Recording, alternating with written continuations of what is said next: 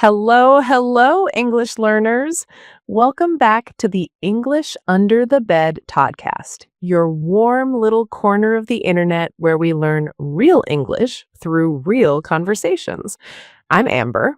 And I'm Mike. Great to be here with you again. Amber, how you feeling today? Honestly, a little all over the place. I had one of those mornings where everything felt rushed. I spilled my coffee, missed a call, and couldn't find my keys. You know those days? Oh, absolutely. It's like the universe decided to test you before 9 a.m. Exactly. But then I sat down, took a few slow breaths, and somehow things felt more manageable. And actually, that moment is kind of what today's episode is about. Yes, today we're talking about something so many of us need: how to take care of your mind, how to be kinder to yourself, especially on the hard days. This is a B1 level episode, so if you're intermediate, you're in the right place. The vocabulary is clear, the conversations are natural, and the topic, well, it's something every human being can relate to. And if you're A2, don't worry, stay with us. You might not catch every word the first time, but that's okay. Listen again. Your brain picks up more each time. That's actually a great example of being kind to yourself as a learner, isn't it? Not giving up just because something feels hard. Totally. Learning English and learning to take care of your mind, they actually have a lot in common. Both take patience, both take practice, and both are worth it. Before we dive in, a little favor.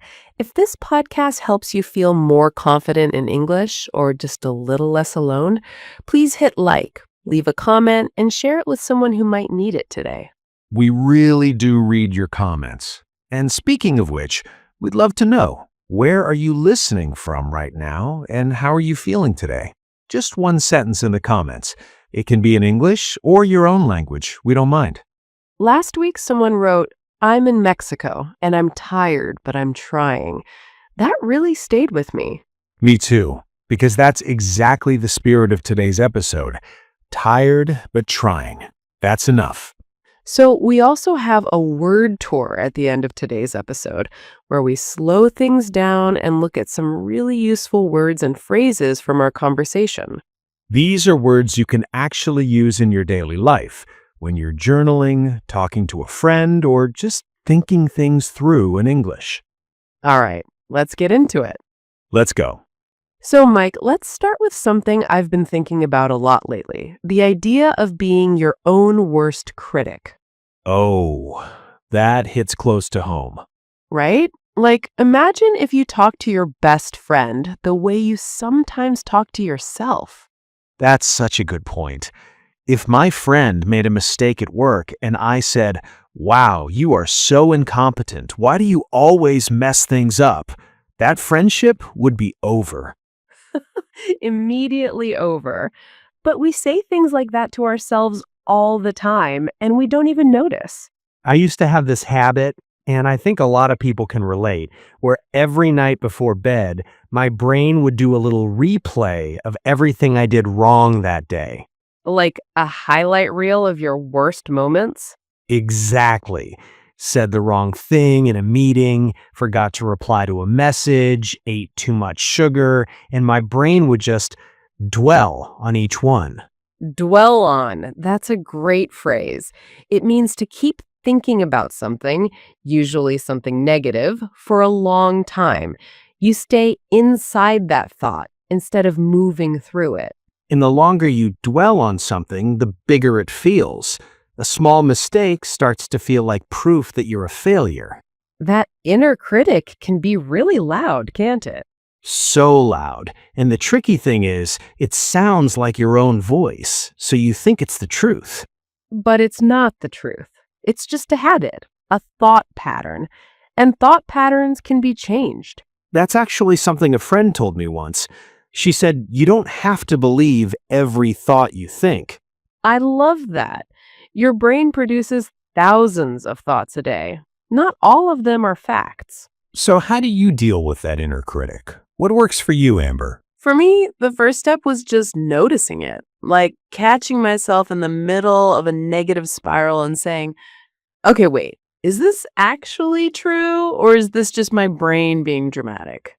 Naming it helps too. I literally say to myself, there's the critic again. It creates a little distance between me and the thought. Yes, because you are not your thoughts. You are the one watching the thoughts. And when you create that distance, you have a choice. You can engage with the thought or you can let it pass. Like clouds moving through the sky. Exactly. The sky doesn't become the cloud, it just watches it go by. That's a beautiful image. And I think this idea that we can observe our thoughts without being controlled by them is really at the heart of taking care of your mental well-being. Well being. That's one of today's key words. Well being means your overall state of health and happiness. Not just physical health, but emotional, mental, how you feel on the inside. And well-being isn't about feeling happy all the time. That's not realistic. It's more about having a kind of inner stability, a foundation. Like, even when the storm comes, you know you can get through it. Right. Resilience. Another good word for today. Resilience means the ability to recover from difficult things, to bend without breaking. I think a lot of people believe resilience means being strong, like not feeling pain, pushing through without showing emotion. But that's not it at all. Real resilience is actually feeling the hard thing and still moving forward.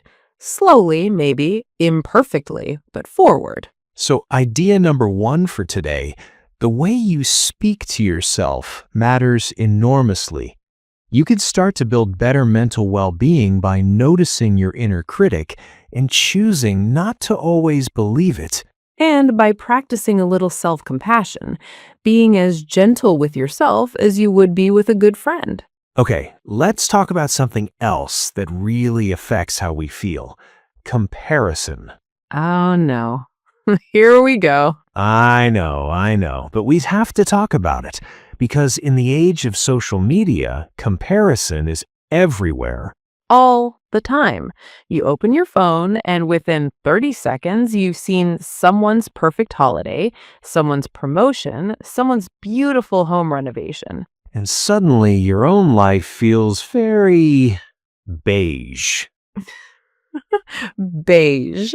That's the perfect word.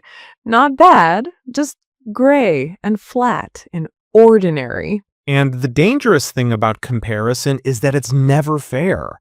You're comparing your behind the scenes with someone else's highlight reel. You see their best moments. You know your worst ones. Exactly. You don't see the debt behind the holiday, the stress behind the promotion, the arguments behind the perfect family photo. There's an expression in English, the grass is always greener on the other side. It means other people's lives always seem better from the outside. But when you get closer, you realize their grass has problems too. Different problems maybe, but problems. I went through a period a few years ago where I was really caught up in comparison. A lot of people around me seemed to be moving forward, getting married, buying apartments, changing careers in exciting ways. And you felt like you were standing still? Completely. Like everyone had received a map, and somehow I missed the meeting where they handed them out. That feeling of falling behind, it's so common and so painful. And the more I scrolled, the worse I felt. I was literally choosing to feel bad. What changed for you? I took a break from social media for 2 weeks. Just 2 weeks. And it was uncomfortable at first. I kept reaching for my phone out of habit. Like a reflex. But after a few days, something shifted. I started noticing my own life more. The small, good things that were already there. Like what? Like my morning coffee, the way sunlight came through my window at a certain angle, a funny conversation with my neighbor, things I had been completely overlooking because I was too busy looking at everyone else's life. Gratitude. That's what you're describing. Yes. And I used to roll my eyes at the word gratitude. It felt like something people put on motivational posters. Be grateful over a photo of a sunset. Right. But when I actually practiced it, genuinely sitting with something small and good, it did something real to my mood. There's actually research that supports this. When you consciously notice what's good, even small things, your brain starts to look for more of it. You train your attention. It's like your brain is a search engine. What you type in is what comes up. I love that. If you type in "what's wrong with my life" all day, that's what you'll find. But if you shift the search even a little, you start finding different results. So, idea number 2, comparison steals your peace, but gratitude can slowly give it back. You don't need to delete social media forever, but being intentional about what you consume and what you appreciate in your own life makes a real difference. Okay, so we've talked about self criticism and comparison. Both of these can really drain your energy. Let's talk now about what refills it. Yes, what actually helps, not in a fake, pretend to be happy way, but genuinely. Because I think a lot of people know what they should do for their mental health: exercise, sleep, talk to someone, eat well. But knowing and doing are very different things. Especially when you're already feeling low. When your energy is depleted, even small things can feel huge. Depleted. That's a good word. It means completely used up, empty, like a phone battery at 0%. And when you're depleted, the advice to just go for a run or journal every morning can feel almost insulting. Like, I can barely get out of bed and you want me to do yoga? Exactly. So what I've found helpful is having a very small, very gentle list of things that help. Not a routine, not a program, just a menu. A menu. I like that. Like when I'm feeling flat or anxious or just off, I look at my mental menu and I pick one thing, just one. What's on your menu? A 10-minute walk outside, not for exercise, just for fresh air and movement. Making something with my hands, like cooking a simple meal. Calling one person I trust, even just for a few minutes. Writing down 3 things I'm feeling without trying to fix them. That last one is interesting, just naming your feelings without trying to fix them. Yeah, there's something called emotional labeling. When you put a name to what you're feeling, I'm anxious, I'm sad, I'm overwhelmed, it actually reduces the intensity of the emotion. Like shining a light on something in a dark room. It's less scary once you can see it clearly. Exactly. And it's not about solving the feeling, it's just about acknowledging it, saying, yes, this is here. I see you. I think a lot of us were taught to push feelings down, to move on quickly, to not dwell. And while it's true you don't want to dwell forever, there's an important step before moving on, and that's letting yourself actually feel the thing first. Grief, disappointment, loneliness, these things need a little space. If you just bury them, they don't disappear. They just go underground and show up later in unexpected ways. Like suddenly getting very angry about something small, or feeling completely numb, or waking up at 3 in the morning for no obvious reason. So the invitation is, give your emotions a little room, not a whole house, just a room. I like that. Feel it, name it, and then gently, when you're ready, choose one small thing from your menu. And the menu is personal. What restores one person might drain another. Some people feel better after a social evening. Others need silence and solitude. There's no right answer, just what works for you. So, idea number 3. When your energy is depleted, you don't need a big transformation. You need a small, personal menu of gentle things that help you feel like yourself again. Okay, before we move to the word tour, I want to ask you something, Amber. What's one thing you wish someone had told you earlier about taking care of your mental health? Oh, that's a big question. Take your time. I think I wish someone had told me that asking for help is not a weakness. For a long time, I thought that struggling quietly was somehow more admirable than saying, I'm not okay. The I'm fine culture. Yes, where you perform okayness even when you're falling apart inside. And it's exhausting, genuinely exhausting. What changed that for you?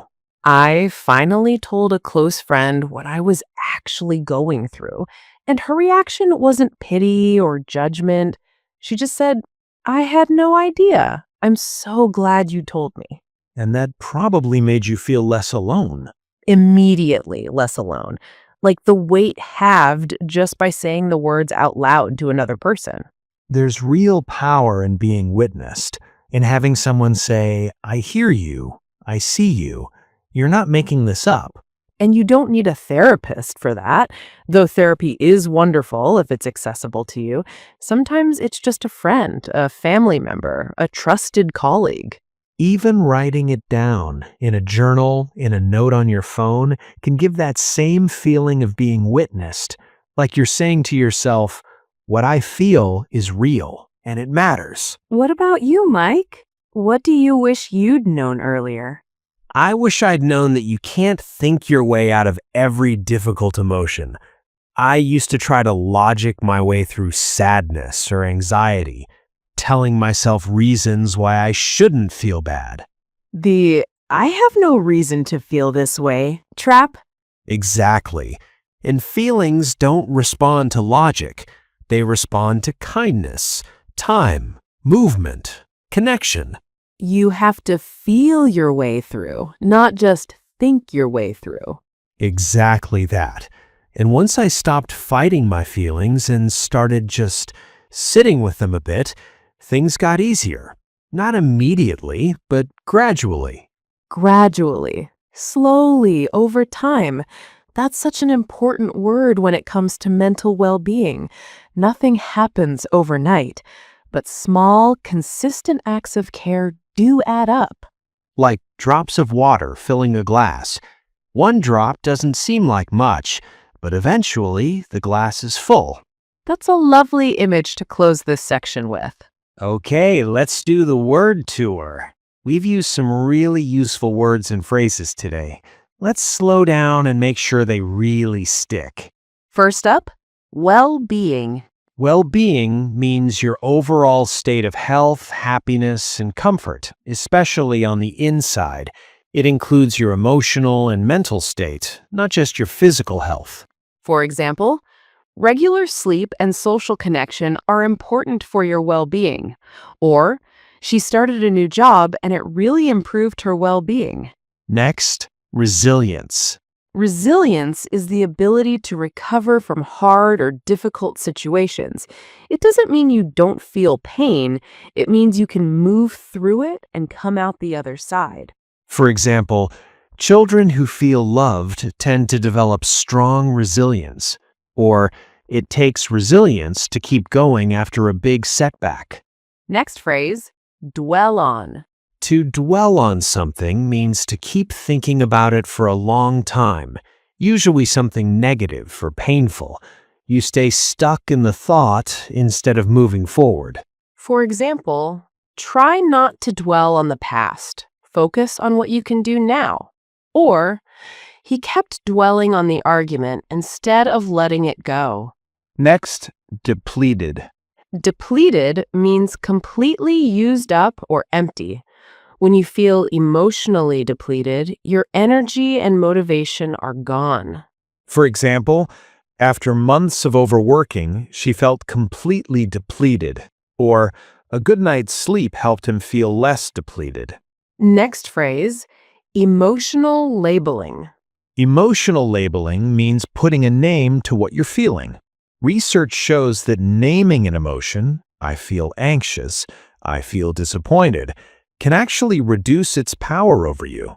For example, She practiced emotional labeling every evening to understand herself better. Or just saying, I feel overwhelmed, out loud helped him calm down. Next, self-compassion. Self-compassion means treating yourself with the same kindness and understanding you would give a good friend, not judging yourself harshly for mistakes or struggles. For example, practicing self-compassion means you don't have to be perfect to feel worthy. Or, he was learning to respond to failure with self-compassion instead of self-criticism. Next phrase, highlight reel. A highlight reel is originally a sports term. It means the best, most exciting moments put together. We use it now to describe how people only show their best moments on social media. For example, remember, social media is just someone's highlight reel, not their whole life. Or, she compared her behind the scenes to everyone else's highlight reel and felt terrible. Next, gradually. Gradually means slowly and steadily over time. Not quickly, not all at once, but bit by bit. For example, her confidence gradually improved as she practiced speaking English. Or, he gradually stopped feeling anxious about going outside. And our last phrase, all over the place. If you feel all over the place, it means you feel scattered, confused, or emotionally messy. Your thoughts and feelings are going in many different directions at once.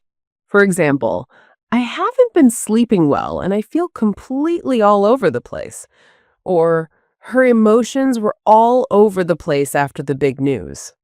Great word tour today. Some really practical words there that you can use in everyday conversations or in your journal tonight. Yes, try using one of them in the comments. Write a sentence using any word from today's word tour. It's great practice. So let's do a quick recap of today's 3 ideas. Idea 1. The way you talk to yourself matters. You don't have to believe every critical thought your brain produces. You can notice the inner critic, create distance, and practice a little more self-compassion. Idea 2. Comparison quietly drains your peace. When you shift your attention, even slightly, toward gratitude for your own life, your brain gradually starts to find more of what's good. And idea 3. When you're feeling low or depleted, you don't need a big plan. You need a small, personal menu of gentle things that help restore you. None of these ideas are quick fixes, but they are real and they do work, gradually with practice. And remember, you don't have to be perfectly mentally healthy to be worthy of good things. You just have to keep showing up for yourself, one small, kind choice at a time. Tired but trying is enough. Always enough. If today's episode meant something to you, please share it with one person who might need to hear it, and leave us a comment. We genuinely love hearing from you. Take care of your mind this week. Be patient with yourself. This is Mike. And this is Amber. And you've been listening to the English Under the Bed podcast.